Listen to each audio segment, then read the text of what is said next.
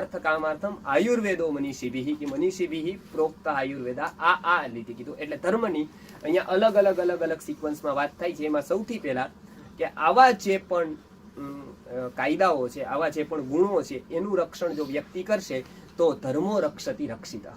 મતલબ એ જ કાયદાઓ, એ જ સિદ્ધાંતો, એ જ ન્યાય એને આત્માના વિકાસ માટે મદદ થશે અને એને એ રક્ષણ કરશે. એટલે ધર્મો રક્ષતિ રક્ષ, ધર્મનું રક્ષણ કરે છે એ રક્ષિત થાય છે. પોતે કંઈક ને કંઈક આપણે બચાવી લઈએ, કંઈક ને કંઈક સંભાળી લઈએ તો આપણને એક સત્કાર્ય કંઈક ને કંઈક આપણું સંભાળી લેતું હોય છે. એટલે ભગવાન એ અહીંયા કહે છે, એમાં બહુ મોટો અહીંયા વિષય છે ધર્મનો. એટલે કહે છે કે થોડુંક પણ ધર્મનું આચરણ કરો તમે, બરાબર, તો શું થાય છે એનાથી? તો ત્રાયતે મહતો ભયાન, મોટી આપત્તિમાંથી ઉગરી જાય છે. બરાબર, અહીંયા મોટી આપત્તિમાંથી ઉગરી જાય છે. કોઈ થોડા ધર્મનું રક્ષણ કરે તો મોટી આપત્તિ કઈ ગણે છે ભગવાન? એ આપણને તો બીજી બધી ઘણી વસ્તુ હોય, કેટલાક લોકો પોતપોતાની રીતે લેતા હોય મોટી આપત્તિ, પણ સૌથી મોટી આપત્તિ કે કદાચ કોઈ દિવસ બગડે, વર્ષ બગડે, કદાચ થોડું કઈ જાય, પણ સૌથી મોટી આપત્તિ સાંખ્ય દર્શન એવું માને છે કે જે વ્યક્તિ આત્માનો વિકાસ નથી કરતો, જે વ્યક્તિ ડેવલપ નથી થતો આ જ ભવમાં, જે પોતાની ઇન્દ્રિયો તરફ ધ્યાન નથી આપતો, મન તરફ નથી આપતો, આત્મા તરફ નથી આપતો, તો એ વ્યક્તિ ખરેખર કંગાલ છે. એ વ્યક્તિ મૂકી ઘણું જાય, કેમ કે એનો તો ઉપાય નથી કોઈ લઈ જાય એવું, પણ એ લઈને કઈ નથી જતો. હા, એ કદાચ એ કઈ લઈને ન જાય તો આ જગતની વ્યવસ્થામાં કદાચ એ બહુ મોટું નુકસાન એનું ગયું, કે જે કરવા જેવું હતું એ થયું નહીં. અને એ સાંખ્ય અને પછીથી મહાભારતમાં ઘણી જગ્યાએ એવા દ્રષ્ટાંતો આવે કે હંમેશા કાલ કાલ કાલ કાલ એવું ઠેકાડતા જાય. તો શું થાય? તો પેલું ભમરાનું ઉદાહરણ વેદવ્યાસે આપેલું છે કે એમાં જે ભ્રમર છે એનું એક દ્રષ્ટાંત હંમેશા મહાભારતની અને ભારતીય સાહિત્યની આ એક ખૂબી છે. એ છે ને હંમેશા ક્યાંક ને ક્યાંક એવા દ્રષ્ટાંતો શોધી કાઢે. બરાબર, એટલે એટલું બહાર ઓળખતા હોય, એટલા પદાર્થનો પરિચય હોય ત્યારે જ એવા દ્રષ્ટાંતો કહી શકે. એટલા ભમરા જોયા હોય, એટલા પ્રાણી પશુ જોયા હોય ત્યારે એકની કેરેક્ટરિસ્ટિક્સ કહી શકે. અહીંયા એમ કે છે કે કમળ છે એમાં ભમરો હોય એ ઘણી વાર ફસાઈ જાય. બરાબર, કેમ કે કમળમાં એને રસ બહુ સારો લાગે ભમરાને. બરાબર, પેલા તો એને રિટેલ વેપાર કરવો પડે, બીજા બધા ફૂલોમાં જાય ત્યારે. અહીંયા એને હોલસેલ મળી જાય બધું. એટલે કમળ છે એ મોટું ફૂલ, એટલે કમળમાં ભ્રમર જાય તો એ શું થાય કે એને ચૂસે રસ. એટલે કમળનો રસ છે એને બહુ સારો લાગે અને પ્લસમાં આશા દેખાય.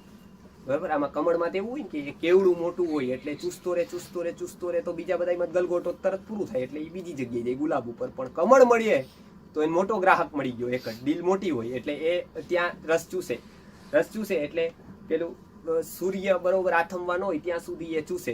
પછી એને ખબર પડે કે આ સૂર્ય હમણાં આથમી જશે, એટલે જોજો મનુષ્યને તમે છે ને એવું અંધારું આર્ટિફિશિયલ કરી દો ને આંખે પાટા બાંધો, 2 દિવસ છોકરાને સુવડાવી દો, ખબર ન પડે અને ટાઈમ સેન્સ ન રહે તો એ ન કહી શકે કે આ અંધારું છે કે દિવસ છે કે રાત છે. ઘડિયાળ વગર એ ન કહી શકે, આપણે ન કહી શકીએ. આપણને કદાચ 3 દિવસ મોકલી દે આંખે પાટા બાંધીને, કઈ ખબર જ ન પડે, પછી અચાનક 12 વાગ્યાની ઘડિયાળ બતાવે આ દિવસના 12 થયા કે રાતના 12 થયા. પણ સૂર્યમુખીને ખબર પડે. સૂર્યમુખીનું ફૂલ છે એ તમે ગમે તે રાખો, એ દિવસ હોય ત્યાં સુધી જ રે, સૂર્ય જાય એટલે એવું પૂરું થઈ જાય. એને ખબર પડે કે આ રાત થઈ ગઈ, એને તમને ફેરવી શકો. એટલે એક સેન્સમાં કેવી વિશિષ્ટતા છે, એવી કેટલાય પ્રાણીઓને ખબર પડી જાય કે આ રાત જ છે, આ દિવસ જ છે, આપણને ન ખબર પડે. તો એવું એટલે ભમરાને પેલું રે કે તરત રસ પીતો હોય તો સૂર્યાસ્ત થવા આવે ખબર પડી જાય કે આ તો હમણાં પેલું થશે, એટલે એ ધીમે ધીમે બીડાઈ જાય. કમળ એ બીડાઈ જાય પછીથી એને તરત હજી નીકળી શકવાનું હતું પેલું આશા કે ભાઈ હવે તો નીકળાઈ જાય, તો એ રાત્રિર ગમિષ્યતિ એટલે એ પીતો રહે. પછી એમ લાગે કે હવે હું આ ફૂલ તોડીને જાઉં, કેમ કે લાકડું તોડી દે ભમરો, ફૂલ તોડતા કેટલી વાર લાગે, અને કમળના ફૂલની પાંખડી તોડતા કેટલી વાર લાગે, પણ એને રસમાં એટલી બધી મજા આવે કે શું કરે કે એ ઠેકાડે કે તો એ ઠેકાડી દે. હમણાં હવે પેલું તોડવું નહીં, ત્યાં સુધી રસ લઈ લઈ એટલે વાંધો નહીં એમ. જ્યારે ભગવાનની ઈચ્છા હશે ત્યારે જ મને બહાર કાઢશે, આ કમળ ખીલશે પાછું. તો રાત્રિર ગમિષ્યતિ, બરાબર, કે રાત જશે. ભવિષ્યતિ સુપ્રભાતમ, બરાબર, સુપ્રભાત થશે. ભાસ્વાન ઉદિશ્યતિ, સૂર્ય ઉગશે. હશિષ્યતિ પંકજશ્રી, એટલે પંકજશ્રી જે પંકજ છે, કમળ છે, એ ખીલશે. બરાબર. ઇથમ વિચિંતયન, આવું વિચારે છે ભવિષ્યનું, કે હમણાં આ થશે, હમણાં આ થશે, પછી આવું જ કમળ ખીલશે. બરાબર. અને જો અત્યારે તો ભગવાનની ઈચ્છા નથી કે હું નીકળું એટલે જ બંધ કરી દીધું કમળ, કેમ કે હરેક વ્યક્તિ એના લોજિક લઈ લે એના પાસેથી. એને જવું ન હોય એને 10 કારણ મળે, પણ જો જવું હોય તો 11 કારણ જવાના મળે પછી. એટલે તમારે ક્યાં કારણ લેવા એ જોવાનું છે.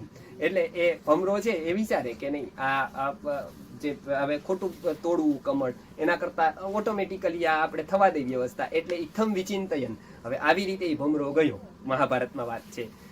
હવે એમાં શું થયું, ઇથમ વિચિંતયન કોશગતે દ્વિરેફે, બરોબર સંધ્યા થઈ, 8-9 વાગી ગયા હશે, તો હાથીનું ટોળું આવ્યું.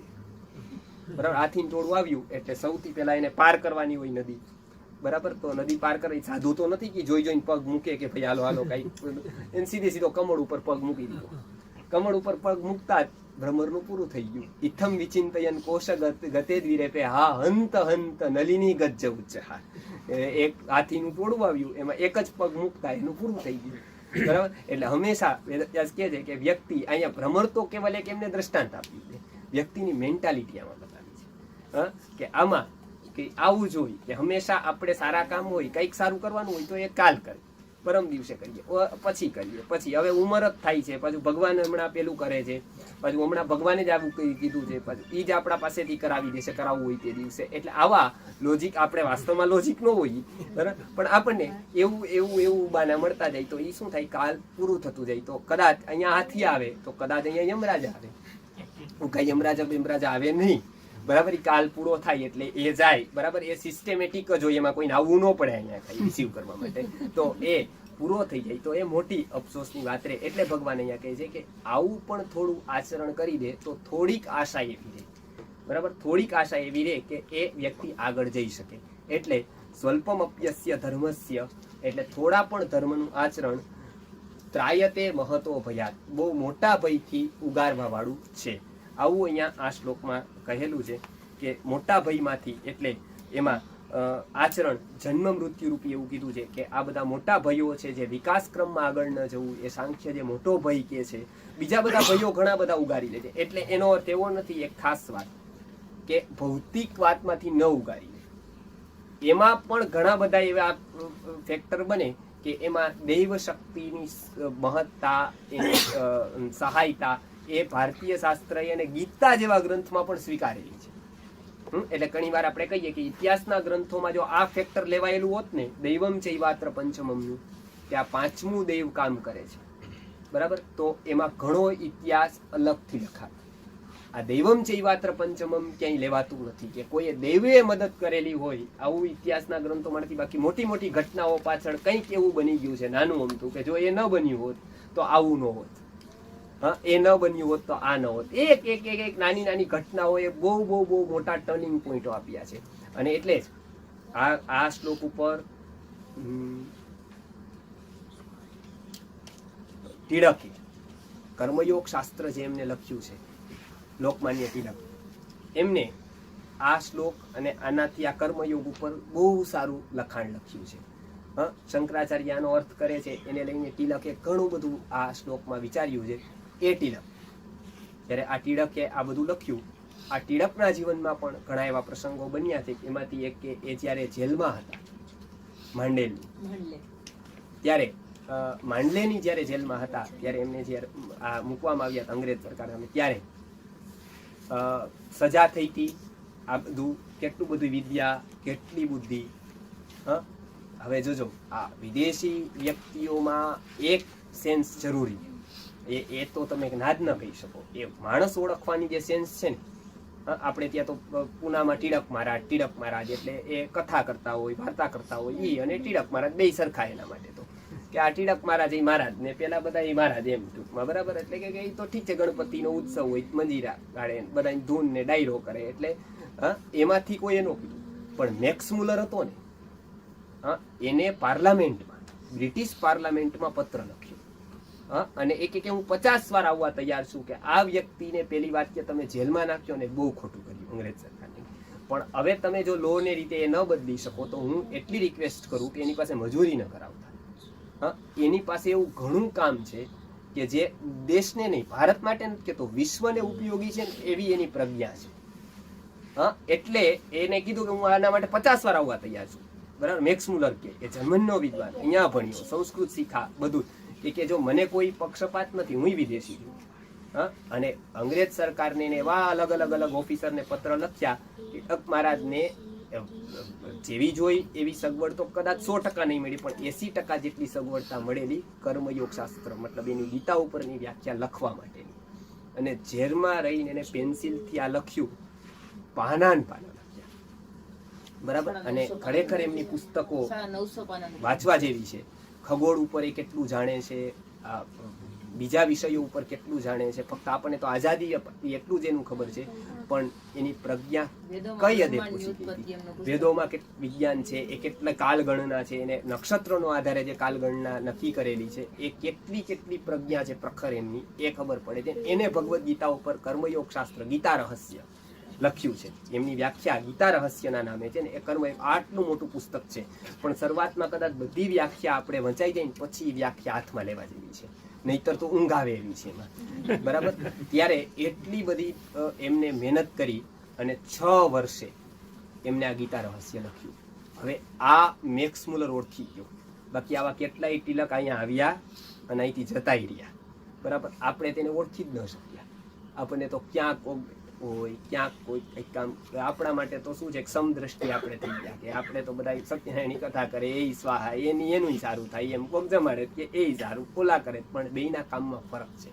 ભગવાન જે બતાવે છે એ બીજરૂપી કામ છે. બરાબર. એ બહુ મહત્વનું છે. કોઈ બીજ બતાવે, વ્યવસ્થા અહીંયા બીજના અર્થમાં છે, મતલબ એ સૌથી વધારે છે. બાકી કેટલા બધા એવા કામો છે. એટલે હંમેશા ભગવાન કામ કરતા કામના સ્વરૂપને વધારે મહત્વ આપે છે. બરાબર. કેવું કામ કરો છો એના કરતા એનું સ્વરૂપ કેવું છે ને, એ કેટલા વખત સુધી ચાલવાનું, એને બહુ મહત્વ આપે છે. અને બીજી વસ્તુ, એના સ્વરૂપ કરતા એના ભાવને વધારે મહત્વ આપે છે. કે એ કરે છે કેવા ભાવથી, મતલબ એ તેનાથી કરે છે, કેવા ભાવથી કરે છે. એ કર્મની એ કર્મના પરિણામો નક્કી કરે, એ કર્મનું ડેપ્થ નક્કી કરે. એટલે કર્મો કદાચ બહુ પોળા ન થઈ શકે, બરાબર, બહુ લાંબા ન થઈ શકે તો વાંધો નહીં, ઊંડા જરૂર થવા જોઈએ. હા, એટલે એ ભાવથી એ કરશે ને તો નક્કી સામેવાળાની ઉપર એની અસર પડશે, એ જગત ઉપર એની અસર પડશે. અને ક્યાંક ને ક્યાંક જેવી રીતે આઝાદીમાં ફાળો આ બધાનો છે, એવી રીતે અરવિંદનો છે. તો અરવિંદોએ તો લડાઈ છોડી દીધી હતી. કેવી રીતે એનો ફાળો હોય? ત્યારે અરવિંદોએ કીધું હતું કે 2 પ્રકારના પ્રયોગ થયા જગતમાં, એક બે સાચા, બે પ્રકારના પ્રયોગો, 2 સક્સેસ છે. એક પ્રકારના પ્રયોગો ગાંધીજી છે, વિનોબા છે, એ બધા કરે. બધા એક વ્યક્તિઓને ઉઠાવે, લૌકિક પેલું સામાજિક જીવન જીવીને, એ બહુ જરૂરી. એક અરવિંદો છે એની અતિમાનસની કલ્પના છે. ગીતા ઉપરનું એમનું વ્યાખ્યા વાંચો અતિમાનસની, તો એ સાવિત્રી વાંચો તો અરવિંદો જે છે એમનો પોંડિચેરીમાં આશ્રમ છે, એ ત્યાં સાધના કરી અને એવું કહેતા કે આવી 25-50 વ્યક્તિઓ ભારતમાંથી ઉપર થઈ જાય, વધારે નહીં, 25 પૂરા જીવનમાં ઉપયોગી જાય. અને આ આંદોલન હું ચલાવું તો ભારતને એ આઝાદી છે એ દૈવી શક્તિ આપે. બરાબર. અને આનો ઘણો ફાયદો થયો. જે પોંડિચેરીમાં એ ગયા અને પછી વિચાર પરિવર્તનનું જે એમને બહુ મોટું કામ કર્યું, એમાં એમનો બહુ મોટો ફાળો. એટલે આવા કેટલા લોકો છે કે જે આવું કામ કરીને ગયા છે, એ કંઈક ને કંઈક એ વ્યવસ્થા સાચવવા માટે કરે છે. અને ભગવાન અહીંયા અભિક્રમ શબ્દથી, બીજ શબ્દથી એ લે છે. અને આવા બીજ ઘણી વખત બચી ગયા છે. જેમ આ પહેલી વાર પ્રલય થયો ત્યારે કોને સંભાળ્યા બીજ, કોને વનસ્પતિના સંભાળ્યા, એનું પૂરું વર્ણન સત્યવ્રત દ્રવિડેશ્વરની પૂરી એક વાતમાં છે કે આ વખતથી આવતા કલ્પ માટે કોક ને કોક આ બધું સાચવી રાખે અને આના ગ્રંથો પાછા ને પાછા એના એ રૂપમાં મળે. એટલે એ ક્યારેક આપણે લેશું. પણ આ શ્લોકમાં થોડા પણ ધર્મનું આચરણ આપણને મહાન એવા ભયથી ઉગારી દે છે. આટલું આ શ્લોકમાં કીધેલું છે. આવતો શ્લોક આપણે આવતા વખતે લેશું. બરાબર. અને આવતા વખતે મળશું. કોઈને પ્રશ્ન હોય તો 10 મિનિટ 15 મિનિટ આપણે એની ચર્ચા કરીશું. સાચી તેને ગીતાજી જોઈ લઈ જઈ શકે છે. કઈ ગયું ગુરુજી? ગીતાજી જેને જોઈ અહીંથી લઈ જાય, અહીંયા રાખ્યા છે આપણે. આત્માનો વિકાસ એટલે શું? હા, આત્માનો વિકાસ એટલે શું છે, તો એમાં 2-3 સ્ટેપ છે. જેમ આત્મા તો બધાના સરખા જ છે, પણ જે સંવેદન છે એ બધાના અલગ અલગ છે. સુખનું અને દુઃખનું સંવેદન જેવું મનુષ્યને થાય એટલી હદે પશુને ન થાય. બરાબર? પશુને એ હદે, જેમ કે આપણને માતા ગુજરી જાય કોઈના તો 5 વર્ષે પણ યાદ આવે, પણ યાદ આવીને આંખમાં પાણી આવે, પણ પશુને ના આવે. પશુને 5 વર્ષ ન યાદ આવે કે આ 5મી યાદે પેલી એની 5 વર્ષ હાથ થઈ ગયા ને ગયા એટલે પશુમાં out of sight is out of mind એવું થઈ જાય. એ ગયા એટલે એ ગયા, બીજું શું. તો એ ચેતના એવી નથી. બરાબર? એટલે આત્માનો જેમ જેમ વિકાસ થતો જાય એમ સંવેદનાનો ક્રમ વધતો જાય. તો કેવી રીતે એની વધે? તો એમાં આપણે ત્યાં ઇન્દ્રિયોનો વિકાસ ક્રમ બતાવ્યો. હા, એટલે કુદરત એવી રીતે રચના કરે આખી કે એ વ્યક્તિ એને વિકાસને અનુરૂપ, જેમ કે સર્વાઈવલ ઓફ ધ ફિટેસ્ટ એ જે નિયમ આવ્યો કે કુદરતને અનુસંગીને જે જીવન વધારે ને વધારે જીવી શકે એ આ ક્રમમાં આગળ વધતા જાય. આપણે ત્યાં એવો નિયમ બનાય કે 4 પ્રકારે આત્મા ગતિ કરે. મતલબ અત્યારે જો પહેલો જન્મ થાય તો શેમાં થાય? તો આપણે અત્યારના વૈજ્ઞાનિકો કહે છે અમીબા થયો પહેલા. બરાબર? પેલા બહુ નાનું સૂક્ષ્મ જીવ થયું. એમ આપણે ત્યાં એવું કહેવાય કે એકેન્દ્રિય થયું. મતલબ એકેન્દ્રિય જેવું, મતલબ આ બધા પ્રાણી છે, આ પેલા વનસ્પતિ છે કે વાયરસ છે કે બધા જ એકેન્દ્રિયમાં આવે. બરાબર? એમાં 2 પ્રકાર હોય. એક હાલી ચાલી શકે એવા હોય, એક સ્થિર હોય, સ્થાવર હોય, એક ચલિત હોય, મતલબ હાલી ચાલી શકે એવા હોય. એવામાંથી પછી એને 2 ઇન્દ્રિય આ મળી. બરાબર? એટલે એ અહીંયા 2 ઇન્દ્રિય વાળા એ વંશ ને બધા હોય. 3 ઇન્દ્રિય વાળા બધા મકોડા કીડી એ બધા હોય. 4 ઇન્દ્રિય વાળા આંખ વાળા પતંગિયા ને બધા હોય. એને પાછા કાન ન હોય, એને શ્રવણ ઇન્દ્રિય ન હોય. 5મી ઇન્દ્રિય શ્રવણ ઇન્દ્રિય વાળા ગાય, ભેંસ, બકરી એ બધા થયા, પણ એને મન બુદ્ધિ ન હોય. પછી એ સ્થૂળ મન બુદ્ધિ હોય, એને વિવેક નથી. મનુષ્યને મન બુદ્ધિ, આ 5 ઇન્દ્રિય સહિત મન બુદ્ધિ આવે. એટલે વિકાસ ક્રમમાં એ ઘણું બધું થતા એ અહીંયા પહોંચ્યું. હવે અહીંયા પહોંચી ગયો પછી શું થયું કે હવે એ જેવો પુરુષાર્થ કરે એવું એને મળે. એમ કે હવે એને 2 જ વસ્તુ હોય હંમેશા. કોઈ અધિકાર આપે, બરાબર, તો સ્વતંત્રતા, એને સ્વતંત્રતા આપે તો સિક્યુરિટી છીનવી લે, સિક્યુરિટી આપે તો સ્વતંત્રતા જાય. પશુને સ્વતંત્રતા નથી એટલે સિક્યુરિટી છે. હા, અને આપણને સ્વતંત્રતા છે એટલે સિક્યુરિટી નથી. આપણો આગલો જન્મ કેવો થાય તો એ આપણા ઉપર આધાર છે. એ સિક્યુરિટી નથી કે આપણે મનુષ્ય થઈ ગયા પછી મનુષ્ય જ થાય. એવા 2 હેસ્લેન અને એવા વૈજ્ઞાનિક જે વેસ્ટર્ન ફિલોસોફર છે, 2 માને છે કે મેન ઇઝ એવર મેન. મનુષ્ય હંમેશા મનુષ્ય જ થાય. પણ આપણે ત્યાં 2 જોવા મળે છે કે પશુય થઈ શકે. બરાબર? એટલે અહીંયા સુધી આવ્યો તો એ મનુષ્ય થયો, મતલબ એને આત્માનો વિકસિત ક્રમ થયો, એનો વિકાસ ક્રમમાં આગળ. હવે અહીંયાથી હવે એના હાથમાં રહે. મતલબ એ જો સારા કામ ન કરે ને એનું ડેવલપમેન્ટ ન કરે તો શું થાય? તો એ કેવું જીવન જીવે છે એના ઉપર રહે. કે એ ન થાય તો શું થાય? તો એ બેકમાં આવે પાછો. મતલબ એ જ્યાં આવે ત્યારથી પાછો એ હવે ઇવોલ્યુશનના ક્રમથી જ જાય પાછો. મતલબ એ 5મી આવે તો હવે પાછું એને ત્યાં સુધી પહોંચવું પડે ઇવોલ્યુશનથી, અને પછી ત્યાં આવીને પછી એને કર્મન્યાય અને ઋણાનુબંધન એવા 2 ન્યાય લાગે. એટલે આત્માનો વિકાસ ક્રમ એટલે આત્મા પોતાની રીતે જે ઇન્દ્રિયો મેળવતો જાય, જે ડેવલપમેન્ટ કરતો જાય, અને એ વિચારની અવસ્થિતિ આવે. એટલે જેવું આપણે વિચારી શકીએ એવું પશુ ન વિચારી શકે. બરાબર? આપણે જેમ કે કોઈ પણ ઘટનાની અસર આપણી ઉપર થાય એવી પશુ ઉપર ન થાય. બરાબર? અને પશુ, બધા પશુમાં પાછા ગાય ઉપર એ વધારે થાય. મતલબ ગાય જલ્દી કરુણામાં આવે, ગાય જલ્દી સેન્સિટિવ છે. એટલે ગાય એ આપણા નિયરેસ્ટ કહેવાય. વિકાસ ક્રમમાં આપણાથી નેક્સ્ટ પૂર્વનું જો પશુ હોય તો ગાય છે. એટલે બધા પશુ ઉપર અલગ અલગ અસર થાય. એ શું કામ થાય? એવી કોઈ પણ સુખ દુઃખ, કોઈ પણ પરિસ્થિતિની અસર કોને કેવી થાય? તો કે એના વિકાસ ક્રમ ઉપર આધાર રાખે. મનુષ્યમાં પણ જો વિકાસ ન હોય તો એક ઘટના બને તો તરત એ ક્રોધી થઈ જાય, અને એવી જ ઘટના બીજાને બને તો એ શાંત થાય. તો એ બંને શું નક્કી કરે? કે બંને નક્કી કરે કે એકનું કંઈક એવું પ્લસ છે, એકમાં કંઈક એવું નથી. તો એનો વિકાસ ક્રમ કેવો છે, એ ઉપર એનું મન કેવું છે, એ ઉપર એની બુદ્ધિ કેવી છે. એટલે આ માઇન્ડ પાવર ને બધું નીકળ્યું છે. બરાબર? એ અત્યારે આપણે જાણીએ છીએ એ વાસ્તવમાં માઇન્ડ પાવર જ નથી. કેમ કે એને કહો કે ભાઈ આ માઇન્ડ પાવર એટલે કે આ દાખલા યાદ રાખી દેવા, કાં તો સીડીથી 10-30ના ડિજિટ યાદ રાખી દેવા, આને માઇન્ડ પાવર. આ તો બધી ટ્રીક છે કે આ તો કોઈ પણ નાનું બાળક યાદ રાખી દે. બરાબર? એટલે કઈ બહુ માઇન્ડ એને કૂદકો ભરી લીધો એવું નથી ને કઈક. આ તો બધા લોકો કે માઇન્ડ પાવરનો વર્કશોપ કર્યો. હવે એમને તો તમને ખબર પડે કે તડકામાં પછી શું કરે છે. એમ ટૂંકમાં જ્યારે એ સીનો હોય ત્યારે એનો માઇન્ડ પાવર શું કહે છે. બરાબર? તો એ વિકાસક્રમ એટલે સુખ દુઃખ અથવા પરિસ્થિતિની અસર એક શરીરમાં એક મનમાં કેવી થાય અને બીજા મનમાં કેવી થાય, જે આ તફાવત રહે ને એ આત્માનો વિકાસક્રમ બતાવે. એટલે આ એક મોટું ચેપ્ટર કે આત્માનો વિકાસક્રમ એટલે હરેક ફેક્ટર ઉપર એ કેવી રીતે જાણી શકાય? તો આ 4 નિયમથી જાણી શકાય કે પહેલેથી જે જન્મ થાય એટલે જ વનસ્પતિમાં ને એમાં એને દુઃખ ચોક્કસ થાય, પણ એનું દુઃખ એવું ન હોય કે જેવું પ્રાણીને થાય. બરાબર? પછી પ્રાણીને ચોક્કસ દુઃખ થાય, પણ એક નાના પ્રાણીને થાય એવું પછી મોટા પ્રાણીને એનાથી વધારે થાય. એટલે આપણે તે એવું માનવામાં આવ્યું કે જો તમે કંઈક ને કંઈક તમારે જમવું જ છે તો તમે હોઈ શકે કે મોટા પ્રાણીને નહીં, નાના પ્રાણીને નહીં, એનાથી પણ નાનાને નહીં, 5 ઇન્દ્રિયને છોડી દો, 4 ને છોડી દો, 3 ને છોડી દો, 2 ને છોડી દો, એક જ ઇન્દ્રિય વાળા જે વનસ્પતિ છે તમે નથી રહી શકતા તો એને ખાઓ.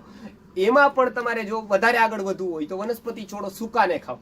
મતલબ એમાંથી જ્યારે પ્રાણ જાય ત્યાર પછી એને દુઃખ નથી, મતલબ પ્રાણ વગરના ને મતલબ આવી આઈટમ ખાવ તમે.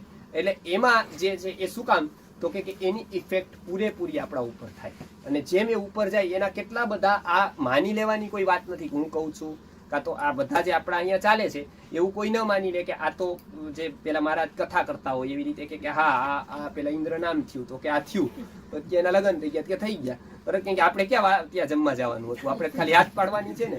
તો એટલે અહીંયા જે વાત થાય છે તો એમાં ખુલ્લા મને અમે ગુરુજીને જયારે પ્રશ્નો કરતા ત્યારે આ પ્રશ્નો ધરી 4 કલાક ચાલતી. જો કે અત્યારે તો એવો ટાઈમ નથી, પણ અમે સવારે પાઠ રાખતા તો 3 4 કલાક વાત ચાલે કે ભાઈ આ. પણ એકવાર એ બેસી જાય કે આપણા કેટલી જગ્યાએ લોજિક આપ્યા છે, એવું નથી કઈ એટલે માની લેવાનું, તમને તરત બેસી બી જશે.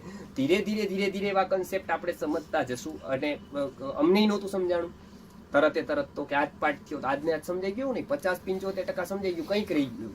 ત્યારે એ ધીરે એના કેટલા બધા કન્સેપ્ટ છે ને એ પ્રેક્ટિકલ છે. તમને કેટલા એવા ઉદાહરણો હોય કે ખબર કેમ પડી, મતલબ એ વ્યક્તિને એવી કેમ ખબર પડી ગઈ કે આથી આ થયું, મતલબ કંઈક એનો આત્મા વિકસિત થઈ ગયો. અને વિકસિત થાય એનું પહેલું ઘટના એ જોવા મળે કે કંઈક એવું એને દેખાય, બરાબર, કે જે આપણને ન જણાય. મતલબ ફોરકાસ્ટિંગ કરી શકે એવું નથી. ફોરકાસ્ટિંગ કરી દે કે ભાઈ આ ભૂકંપ થશે અને આ થશે એ નહીં, એ તો બહુ નાની વાત છે. પણ કેટલીક એવી વસ્તુ દેખાય, એ કોઈ ફેક્ટરના રહસ્યો એને કોક એવા દેખાય કે જે બીજાને ન દેખાય. એનો આત્મા કંઈક એવું વિચારી શકે કે જે બીજો ન વિચારી શકે. હા, એને તમે કંઈ પણ નામ આપો, જેને એને આ લોકો એને અંતસ્ફૂર્ણા કહે છે. બરાબર? કે એને એવું કહે છે કે ભાઈ એને ઇન્ટ્યુશન. બરાબર? એ ઇન્ટ્યુશન કો, અંતસ્ફૂર્ણા કો, એ બધી જ કોક વ્યક્તિને જ કેમ થાય? મતલબ એના આત્મામાં નાનામાં આત્મામાં કંઈક ફરક છે ને, કે એને જ એવું કેમ થાય છે? પછી એક વિષયની જ એને થાય, બીજા વિષયની ન થાય. બરાબર? એ એક જ વિષયની થાય કેટલાક લોકોને, કેટલાક લોકોને કોક જ પ્રકારની થાય. તો એ કેવું થાય, એને કેવી રીતે થાય? પણ એ આખું નોંધ્યું છે કે એ તમારે જો એના પ્રેક્ટિકલ અમે સાચા કે ખોટા એનું તમારે જો જોવું હોય તો મેં કાલે તે દિવસે જ વાત કરેલી કે આટલા પ્રેક્ટિકલ દાખલા છે કે આટલામાં તમને એવું લાગે કે નહીં અમારાથી કંઈક આ વધારે જાણે છે તો એવું માનજો, બાકી કોઈ ઉપાય નથી રહેતો. મતલબ આ વસ્તુ એવી છે કે આનું જનરલ ડેમો ન થઈ શકે. મતલબ કોક સિદ્ધિ પામી લે પછી એવું ન થાય કે ઈ જે બતાવે સાધના ને બીજા કરે તો એ પામે. માનો ટીવી એક જ શોધ્યું, બરાબર, ટીવી એક જ શોધ્યું, પણ એ ટીવી પ્લેન એક જ શોધ્યું, રાઈટ બ્રધર્સે, બરાબર, તો એ શોધી દીધું. પછી આપણે બધા આરામથી ટિકિટો લઈને જઈ આવીએ, આપણે ક્યાં શોધવાની જરૂર છે? બરાબર છે, આપણે ઉડી શકીએ ને પ્લેનમાં. પણ અહીંયા એવું ન થાય. અહીંયા કોકની પાંખો આપણે ન ઉડી શકીએ. બરાબર કે ગુરુજીએ શોધી લીધી ને વાલો એના પાંખો ને પાછળ બેસીને અમે મુક્તિ વયા જશું, એવું ક્યારેય કોઈ ન લઈ જઈ શકે. કદાચ ધારે બધા તોય ન થાય. એમાં આને જ કરવું પડે બધું. બરાબર? એટલે કોક કંઈક કરે ને મને મળે બેઠું પૈસા દઈને કા બીજી રીતે, એવું ન થાય. અહીંયા તો સૌએ પોતપોતાનું જોવાનું હોય. એટલે અધ્યાત્મમાં તો સૌથી વધારે સ્વાર્થી લોકો આવું અમારું ગુરુજી કહેતા હતા. આવા સ્વાર્થી, સ્વ એટલે આત્મા લેવાનો. અત્યારે તો કોઈ સ્વાર્થી જ નથી, એ મોટું દુઃખ છે. બરાબર? અત્યારે બધા પરાર્થી જ છે. પરાર્થી એટલે સ્વ એટલે આત્મા અને પર એટલે બીજી બધી વસ્તુઓ. એટલે અત્યારે બીજી બધી વસ્તુના આ આર્થી છે, સ્વાર્થી કોઈ નથી. એમ ટૂંકમાં આપણે જે કહીએ ને કે ભાઈ સ્વાર્થી, તો સ્વાર્થી થતા નથી, એ બહુ મોટી તકલીફ છે. એમ સ્વ અર્થી જયારે થશે, મતલબ આત્માના અર્થી થશે, ત્યારે ઘણું બધું આગળ કરી શકશે. તો એવા ઘણા બધા ઉદાહરણ છે આના વિશેના. બ્રહ્મસૂત્રમાં પણ ઘણી બધી વાત આની કહેવાયેલી છે કે વિકસિત આત્મા કોને કહેવાય, વિકસિત મન કોને કહેવાય, એ કેવી રીતે મળે, આ વખતે કેવી રીતે એની પેલી થાય ઇવોલ્યુશન થાય, તો કેવી રીતે એનો મારો જાય. અને એક પ્રાણી છે એની કેરેક્ટરિસ્ટિક કહેવાની. જેમ મગર છે એ પેલું કેવી રીતે એના બચ્ચાને સ્તનપાન કરાવે, કાચબો છે એ કેવી રીતે કરાવે, સામે જોવે તો થઈ જાય, એને તૃપ્તિ થઈ જાય. કેમ કે મોર છે તો મોર ક્યારે પણ મીટિંગ એટલે એ મોર છે એ બ્રહ્મચરી, કેમ સરસ્વતીનું વાહન છે, તો એ ક્યારે પણ એ નથી કરતો, બ્રહ્મચારી જ છે એ. તો ઢેલ કેવી રીતે ઢેલને બચાવે ને એ ગર્ભવતી રહે? તો એક મોળ કડા કરે અને આંસુ પડે એટલે અષાઢમાં એ આંસુ ઢેલ પીવે એટલે દિવાળીએ એના બચ્ચા આવે. તો હવે આવું બધું જેની દ્રષ્ટિ છે આવું જોવાની, અને એ પાછું સાચું પ્રાણી વિજ્ઞાન એને પૂરું કબૂલ કરે કે હા આટલાની કેરેક્ટરિસ્ટિક્સ છે કે આ ગાયનું બચ્ચું ક્યારે આવે, ભેંસનું ક્યારે આવે, આનું ક્યારે આવે. જ્યારે પ્રાણી વિશે કોઈએ નહોતું જાણ્યું ત્યારે આખું જગત એમને જાણી લીધું. હા, ઈંડા સેવન કેવી રીતે થાય? ક્રંચ પક્ષીની માદા ઈંડાનું સ્મરણ કરતા ઈંડા સેવાય. હા, તો એક નું ભોરંગ પક્ષી છે તો બે વિચારે ના અલગ અલગ થાય તો મરી જાય. બે માથા અને એક ધડ. એવું ભોરંગ પક્ષી. હવે ભોરંગ પક્ષીના બે માથા, બે માથાના વિચાર એક જ સરખા ચાલવા જોઈએ. જો બે માં અલગ થઈ જાય તો એ મરી જાય. ત્યારે વિચારની સિક્વન્સ બદલે તો ભોરંગ મરે.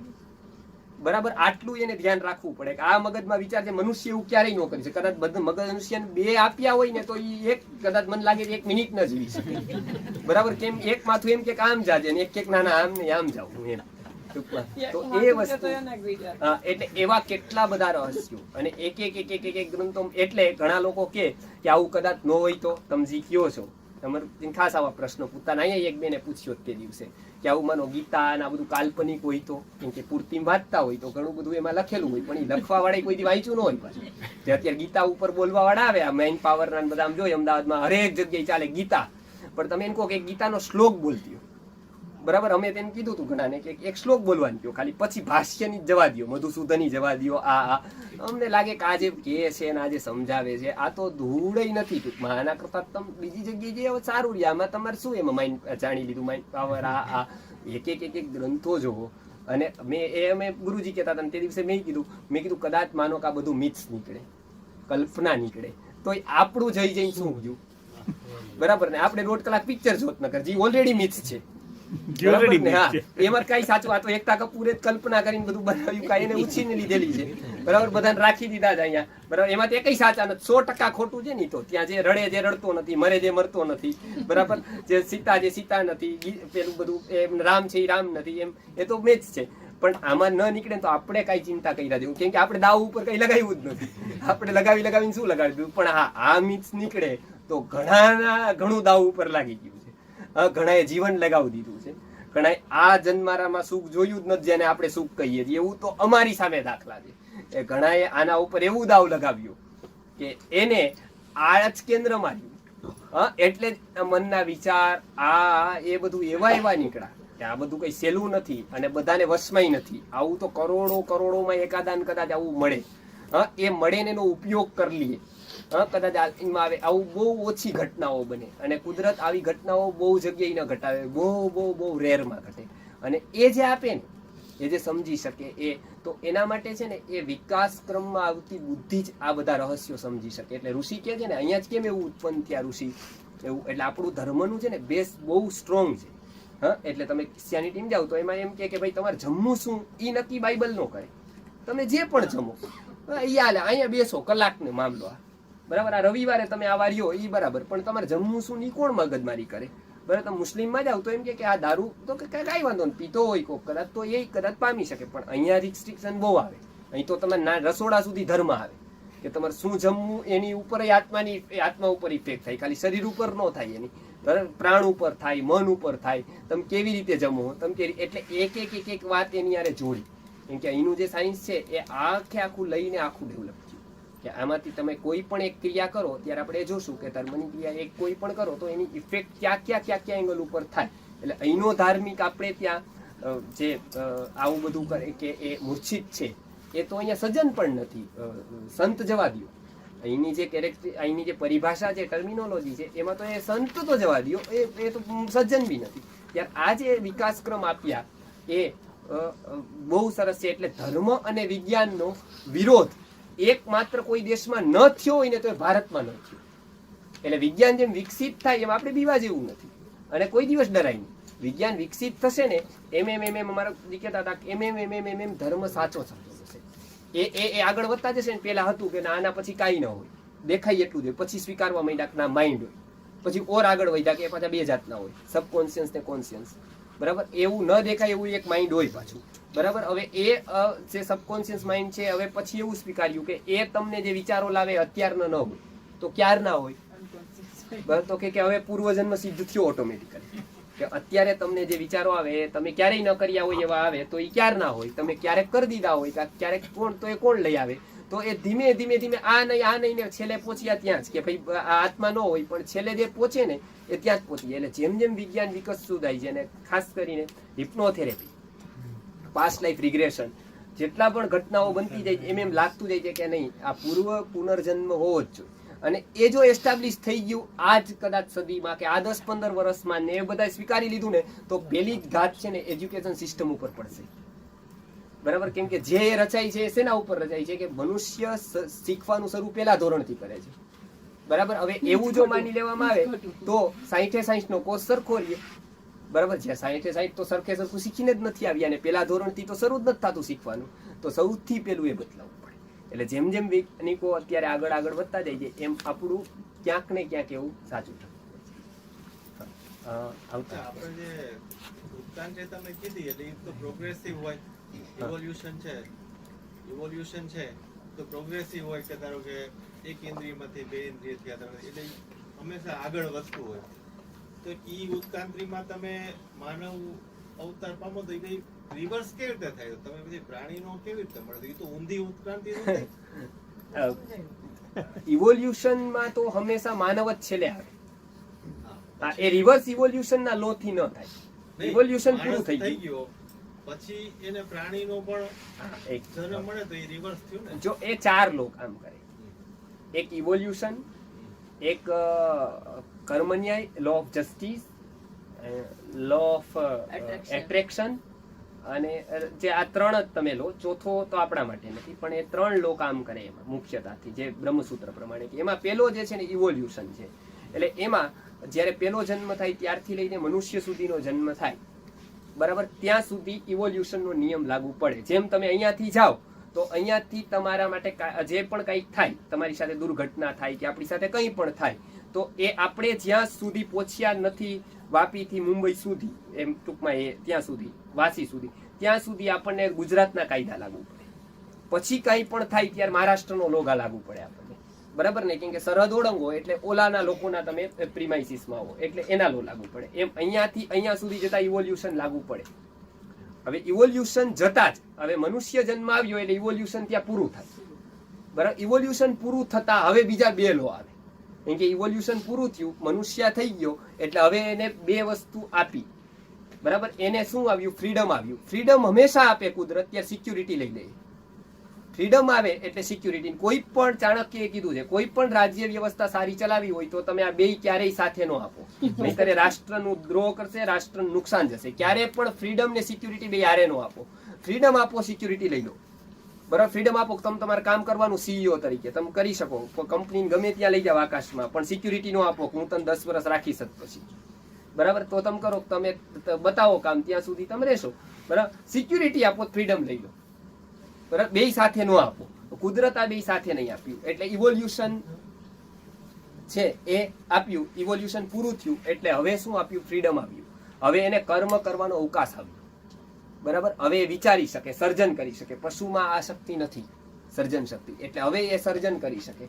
તો ફ્રીડમ આવતા જ શું આવ્યું? સિક્યુરિટી ગઈ આપણી.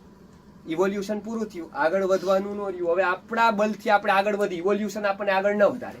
હવે એ 2 ન્યાય જે લાગ્યા, એ લો ઓફ જસ્ટિસ અને એટ્રેક્શન. હવે કર્મ કેવું કરવું અને આકર્ષણ ક્યાં રાખવું, આ 2 વાત આપણા હાથમાં રહી. અને એ 2 વાત જ આપણો હવે પછીનો જન્મ નક્કી કરે. કર્મ બહુ સારા થાય, તો કર્મ આપણી ગતિ નક્કી કરે, અને એટ્રેક્શન આપણું સ્થાન નક્કી કરે. જેમ કે કર્મ બહુ સારા કર્યા, પુણ્ય કર્યું, બહુ સારા આપણે સમાજ સેવા કરી, બધું થયું, એટલે આવતો જન્મ ફિક્સ થઈ ગયો કે મનુષ્યનો આવે. હવે એ ક્યાં આવે? રાજકોટમાં આવે, ગોંડલમાં આવે, અમદાવાદમાં આવે, પૂનામાં આવે, મુંબઈમાં આવે, અમેરિકામાં આવે, ક્યાં આવે? તો એ આપણું એટ્રેક્શન નક્કી કરે. હવે આપણું આ ગ્રુપ, ક્યાં ગ્રુપ ઉપર આપણું એટ્રેક્શન છે હવે? બરાબર. હવે જેની ઉપર વધારે એટ્રેક્શન હોય ને એ આત્મા એની પાસે ખેંચાઈને જાય. હવે બરાબર. હવે માનો કે બહુ એટ્રેક્શન આ ઘર જ છે માનો, બરાબર. બંગલામાં એટ્રેક્શન બહુ રહ્યું, બહુ રહી ગયું કે ભાઈ આ છોડે નહીં, બહુ એટ્રેક્શન છે ત્યાં. બનતો નહીં, એ તો બધે રહે, કોઈ પણ, એ તો મઠમાં રહે, આશ્રમમાં વધારે રહે, તો એ બરાબર ને, તો એ ત્યાં રહી ગયું માનો. એટલે કોઈ એવું ન બાંધી દે કે આ બધા અમારી વાત કરે છે, આ તો જનરલ ટોકમાં, તો એ ત્યાં રહે, એટ્રેક્શન એવું બધું રહ્યું. પણ કર્મ એવું નથી, તો આવે આશ્રમમાં પણ ઉંદર થઈને આવે, બરાબર. એટલે એ જે કર્મ છે એ શું નક્કી કરે, તો કે એ ગતિ નક્કી કરે, એ કેવું શરીર મળશે એ નક્કી કરે, અને એટ્રેક્શન તમારું સ્થાન નક્કી કરે. એટલે આ બે ઉપર છે ને આપણે ત્યાં બહુ વિચાર કર્યો. આ બે ને ધ્યાનમાં લઈને છે ને આપણે ત્યાં સીડી બનાવવામાં આપી. એટ્રેક્શન એકદમ છૂટે નહીં, બહુ વિકસિત આત્મા એ છોડે. એટલે આ બે નક્કી કર્યું, કર્મ ન્યાય અને એટ્રેક્શન. આ બે જે લાગ્યા એ હવે તમારા ઉપર છે, આપણા ઉપર છે કે કર્મ ન્યાય, કર્મ કેવા કરવા અને એટ્રેક્શન ક્યાં રાખવું. આ બે મુદ્દા. કર્મ કદાચ બહુ કોક સારા કરે પણ એટ્રેક્શન જો ખોટી જગ્યાએ રાખે તો એ નીચે જાય, બરાબર. ભરતની ઉદાહરણ એમાં, ભરતના કર્મો કેવા બહુ ઉપર, ભરત મુનિના કર્મો બહુ ઉપર, પણ એટ્રેક્શન હરણનું થઈ ગયું એને. હરણનું લાગતા જ એટ્રેક્શન એ હરણ થઈને આવ્યા, પણ કર્મો બહુ ઉપર હતા એટલે તરત પાછા ગયા. એવું શું કામ બતાવ્યું કે આ ન્યાય સમજાવવા માટે કે કર્મ ન્યાય અને એટ્રેક્શન. એટ્રેક્શન એનું સ્થળ નક્કી કરે. મનુષ્ય થાય તો ક્યાં થાય, તો કે એટ્રેક્શન એને ક્યાં રાખ્યું ત્યાં એ મનુષ્ય થાય. ને તો આજે લોકો કરે છે ને, માઇન્ડ પાવર વાળા શું કે છે કે એટ્રેક ક્યાં તમે સબકોન્શિયસમાં આ એટ્રેક કરો. આ શનિ મહારાજના બધેથી હટાવી દીધા. હનુમાનજીની કે પેલા પરીક્ષા વાળા છે ને ફોટો રાખતા, ખબર છે ને, 10મા વાળા 12મા વાળા અહીંયા રાખે ને ત્યાં રાખે ને, ઓલી બાજુ હનુમાન ચાલીસાનું રાખે ને, આ બાજુ કઈક રાખે ને, આ બધા દેવી દેવતાના ફોટા લાગે એટલે ખબર પડે કે આ 12th 10th લાગે છે, બરાબર. એટલે આખું ઘર ભરી દઈએ. અને જેટલી માનતાઓ મનાતી હોય, વીરપુર થી લઈને જુનાગઢ થી લઈને આગળ જ્યાં સુધી પ્રભાસ પાટણ ત્યાં સુધી માનતા માની દઈએ કે અહીંયા હાલીને આવીશ, અહીં દોડીને આવીશ ને એવી બધી, બરાબર. હવે ઈ ગયું, આ લોકોએ એક કર્યું કેમ કે હંમેશા મનુષ્ય નવું જ હોય. એટલે આ લોકોએ કીધું કે આ બધું હંબક. તો કે હંબક તો શું સાચું, તો કે તો તમે છે ને વિઝ્યુલાઇઝ કરો, એટલે ગાડીને ફોટા લગાડો. તો આ એક હનુમાનજી જ છે. હવે આ મારુતિ મર્સિડીઝ લગાડી દીધી, આ ઓલી બાજુ એક આ બિલ્ડિંગ નો ફોટો લગાડી દીધો, ઓલી બાજુ આ કે તમારું સબકોન્શિયસ કરે છે. જેમ બનાવી દીધા એને ક્યારેય નહોતા લગાવ્યા, અને લગાવવા વાળાને જોઈ છે 15 વર્ષથી એમનેમ જ છે, એ ફોટો કટાઈ ગયો પણ એમનેમ જ ઓલરેડી એમનેમ છે, બરાબર. એટલે એનાથી આવું કઈ થાય નહીં ટૂંકમાં. તો એના મની પાવર વધી જાય, બાકી માઇન્ડ પાવર કઈ આપણો વધે નહીં, એવા ઉપાયો હતી. તો આ બે લો એનાથી એ થાય કે બે લો આ લાગ્યા, કે આ બે લો લાગતા ઇવોલ્યુશન ગયું અહીંયા. અને કર્મ ન્યાય અને એટ્રેક્શન આ બહુ મહત્વની. એટલે આપણે ત્યાં છે ને બે નિયમ રાખ્યા. એટલે શું કર્યું કે આશ્રમ બનાવ્યા, કે તમે હવે વાનપ્રસ્થમાં આવ્યા ને એટલે તમે એવું માનતા નહીં કે ઠેઠ સુધી ઘરે હું માળા કરીશ અને ઘરનું ધ્યાન રાખીને બેસીશ, બરાબર. બિલાડી દૂધ નથી પીતી ને કોઈ ચોકીદાર પૈસા નથી ખાઈ જતો ને, અને હું મુક્તિનું વાહન આવી જશે અહીં સીધે સીધું, બરાબર. તો આમ નહીં આવે, તમારે છોડવું જ પડે, બરાબર. કેમ કે એટેચમેન્ટ થયું છે ને 25 વર્ષ કર્યું, જે લગ્ન થયા ત્યારથી લઈને 50 સુધી તમે હવે દખલગીરી કરી, હિસાબ કિતાબ રાખ્યા, બરાબર. એટલે હવે એકદમ તો એકદમ છૂટે નહીં તમને કદાચ, બરાબર. એ તમે કદાચ ઓમય છોડી દો, માનો ફ્લકમાં આવીને કણાઈને સંન્યાસ લઈ લેતા, મહારાજની વાતમાં બહુ આવી ગયા તો હાલો આપણે તમારી હારે એમ ટૂંકમાં. પણ ત્યાં જઈને કે કહું છોકરીને શું થયું, એટલે ફોન તો કર કે ઓલી તો આવી ગઈ ને, તો પેલું કીધું ને કે ભાઈ પેલું કે ભાઈ આ તમે શું જોડીને આવ્યા, તો કે ભાઈ આ યુવા સાધુને અહંકારથી પ્રૌઢ સંન્યાસીએ કીધું કે તું તો હજી નવો સાધુ થયો છો, આજથી 25 વર્ષ પહેલા હું કરોડો રૂપિયાને લાત મારીને આવી ગયો એમ ટૂંકમાં. તો કે ઈ હજી લાગી નહોતી, બરોબર. એટલે હજી યાદ છે તમને, હજી તો નહીં લાગી હોય યાદ, હજી યાદ છે કે હજી મેં છોડ્યું કેટલું એમ. લાત મારી, એવું લાત જરૂર મારી હશે પણ પગ પોઈચો નથી લાગતો હજી તમારો. એટલે કદાચ છોડી દે ઘણા ફ્લકમાં આવીને તો એટલે શું કર્યું કે તમે સ્ટેપ બાય સ્ટેપ છોડો, બરાબર. એટલે વાનપ્રસ્થ આવ્યો, ક્યારેક અપડાઉન કરો, ક્યારેક એમને છોડતા એ 10 વર્ષ અભ્યાસ થાય કે ના હવે હું 5-6 દી 10 દી હવે ત્યાં નહીં રહેવાનું એમ ટૂંકમાં, હવે એમને છોડવું ત્યાં છોડવું. એ અભ્યાસ જો થતો જાય ને ધીરે ધીરે કરતો પછી એક દી એવું આવે કે પછી આપણે છોડવું ન પડે. હંમેશા જે છોડવાનો શબ્દ છે જ નહીં, વૃક્ષમાં જેમ પાકી થાય ફળ એટલે કઈ પ્રવચનની જરૂર ન પડે કે ભાઈ તું ડાળી છોડ હવે, બરાબર. એ વૃક્ષ જેમ પાકેલું ફળ હોય એમ ડાળી ઉપર એ રહે જ નહીં. એમ જેનો પક્વ મન થયું, પક્વ એને જાણી લીધું કે આ આવું છે, એટલે ધીરે ધીરે અભ્યાસ કરતો એ પક્વ થઈ જાય એટલે શું થાય કે એ છોડી દે. એ સહજ હતું, કે હા એ લાગે નહીં કે એક બહુ મોટો ત્યાગ કરી દીધો કે એનો વરઘોડો નીકળે કાંઈ, બરાબર, કે એનો ઉછામણી થાય એની. પછીથી આ જે બધું વસ્તુ બીજા આશ્રમમાં જેમ અત્યારે સમાજને જરૂર પડી, કેમ કે અત્યારે બ્રહ્મચારી નથી, પેલું નથી, એટલે જરૂર પડી, એટલે આ સાધુનું, પેલા સાધુ બી મોટી ઉંમરના થતા, પણ પછીથી એવું લાગ્યું કે યુવા આવ્યા, કેમ કે હવે મોટા કામ ન કરે તો કોને કરવું, એટલે પછી અમારા જેવા બધા લોકો પેલા આ ઇમરજન્સી છે, ઇમરજન્સી જેમ આગ લાગી હોય તો હવે નો કરે 60 વર્ષના પેલા આગળ જાઓ પાણી નાખવા, પછી 30 વર્ષ સાવધાનમાં ચાલો બધા, એવું ન થાય. પછી તો જેને જ્યાં મળ્યું એને કરવું પડે. એટલે આ જેટલા પણ થયા મનો 2500-3000 વર્ષમાં એમાં એવું થયું કે પરિસ્થિતિ જેવી હતી, એટલે ભગવાન મહાવીરે, ભગવાન બુદ્ધે જે ઉપદેશ કર્યો એમાં એમ કીધું કે કાંઈ વાંધો નહીં, અત્યારે સ્થિતિ જેવી છે, અત્યારે તો આ બધું તૂટ્યું છે, તો શું કરવું, તો કે તો બધા લોકો જેને આવે એ લો, અને અત્યારે આ બધું બચાવવા માટે બહુ જરૂરી છે, એટલે એમને એવું કીધું. પણ આ જે મૂળ હતું, જે પેલાનો કન્સેપ્ટ એવો હતો કે તમારે વાનપ્રસ્થ લઈને શું કામ, અને આના ઉપર શંકરાચાર્યનો બહુ વિરોધ છે. શંકરાચાર્યએ જે દીક્ષા લીધી ને 8 વર્ષની ઉંમરે, તો એમને બધાય બહુ વિરોધ કર્યો કે આ તમે તો બધું પેલા ઋણાણી ટીમની 3 ઋણ પૂરા કરવા પડે, પછી કરવું પડે. ત્યારે શંકરાચાર્યનો આ જ જવાબ આપ્યો હતો કે અત્યારે તો હું માનું છું પણ આવી પરિસ્થિતિ, એટલે એ છોડવા માટે હતી કે અટેચમેન્ટ છૂટતું જાય ધીરે ધીરે ધીરે ધીરે, પછીથી એને આ બધું કરવાનું. પછીથી શું કરવાનું કે ધીરે ધીરે ધીરે ધીરે ડિટેચ થતા જાય, ડિટેચ થતા જાય, ડિટેચ થતા જાય, તો શું થાય, તો એનું આકર્ષણ ત્યાં રહે. અત્યારે મોટા ભાગના અમારા ગુરુજી કહેતા હતા કે મોટા ભાગનાનું આકર્ષણ કેટલી ગલત જગ્યાએ રહે છે, અને એને જગ્યાએ એ કોઈનું નુકસાન નથી થતું, એનું પોતાનું જ એવડું નુકસાન થાય. એટલે કદાચ તમે દીકરા હોય ને આગળ વધી ગયા હોય તો કહી દેવાનું કે આમાં કઈ બહુ ચિંતા ન કરવી તમારે, એમ બહુ વસ્તુની, બરાબર. આ તો પેલું બધું મોટા લોકોને બી હોય ને કે ભાઈ બધું પેલું ચિંતા કરે ને ધ્યાન રાખે, પણ બહુ એને નુકસાન થાય. હા, એ જો ત્યાર રહે ને અંતિમ વખતે તો એને બહુ નુકસાન થાય, કેમ કે એ અટેચમેન્ટ ત્યાં રહી જાય. એટલે આ અટેચમેન્ટ અને આ બે લો ઓફ જસ્ટિસ અને લો ઓફ એટ્રેક્શન, આ બે લાગતા ઇવોલ્યુશન પૂરું થયું એટલે આ બે લાગી ગયા. હવે મનુષ્ય પાછળ જાય, આ લો થી નો જાય. ઇવોલ્યુશને તો એને આગળ કર્યો હતો, હવે ક્યારે લો થી જાય, આ લો થી પાછો જાય એટલે એને ક્યુ લાગે, પાછું ઇવોલ્યુશન લાગે. એટલે એ જ્યાં ગયો હોય ને ત્યાંથી પાછી શરૂઆત થાય.